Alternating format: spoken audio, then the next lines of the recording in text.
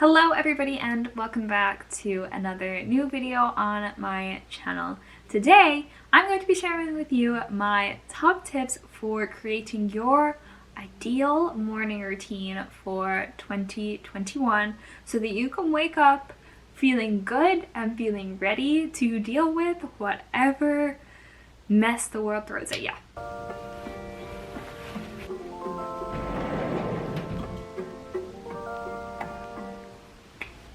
My first tip is to do exactly what I am doing right now, and that is to find some way to hold yourself accountable by telling other people or writing it down. Ask yourself the following questions. What are the things that you really want to accomplish in the morning?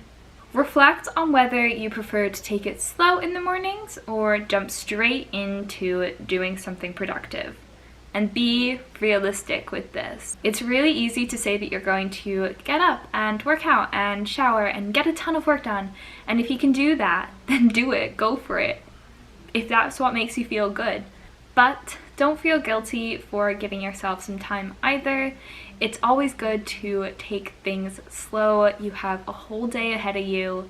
I personally think that I'm going to try to take a morning routine that takes anywhere from 30 minutes to an hour. I'm going to make mine pretty flexible so that depending on what I have that day, hopefully I can accommodate both of those times. So first things first is choosing when you want to wake up. Obviously this will probably change on a pretty regular basis, but if you can pick a time and stick to it, it's really good because then it gets your body into a habit. I generally change this on weekends and during the week just because I go to bed at much different times. I tend to wake up between 8 and 9 when I am on break or on the weekends, and 7 or 8 when I'm at school. With this, I think it's really important not to underestimate the power of the alarm clock. Personally, the sound of a beeping alarm or anything with like short repeating noises just puts me in the absolute worst mood. So I have set up my Apple sleep cycle to use the absolute calmest sound I could possibly find, and it helps to set the tone for the rest of my day because I'm not waking up in this like panic state of blah blah blah blah blah. I'm waking up very like calm and like do like I don't know. I just would rather wake up like that. Speaking of the Apple sleep cycle, I would definitely recommend taking advantage of it if you have an iPhone. You can personalize the time you wake up and go to bed and add shortcuts that really help you to prioritize yourself in the mornings and in the evenings and help you to stay consistent and really develop that habit. Okay, I know that going on your phone first thing in the morning is not necessarily the best, but again, I really think you have to check in and reflect on yourself. Is that the only time you're going to go on your phone that day? And if it is, like it is really for me, especially when I'm at school, then I like to take that time because it is a stress relief for me. I'm usually quite groggy in the mornings, and doing something quite brainless I don't have to think about is good for me. So I prefer to spend that time on my phone when I first wake up and not go on it for a lot of the rest of the day if I can. After getting up, going to the bathroom, putting in contact lenses, taking out retainers, all of that good stuff. Next, I would love to get in the habit of spending 20 minutes stretching. One of my New Year's resolutions was to improve my flexibility. Specifically, I really want to be able to do a needle. If you guys haven't seen my New Year's resolutions video, you should definitely check that out. My recommendation here is to choose a goal that you have and dedicate some time to it first thing in the morning. Doing so helps you to immediately feel productive and set up the rest of your day. I would recommend a relatively easy task like stretching or yoga, journaling if you have any of those types of things, kind of self-improvement type things maybe that you have as one of your resolutions or goals. Maybe try giving that a go for 20 minutes in the morning.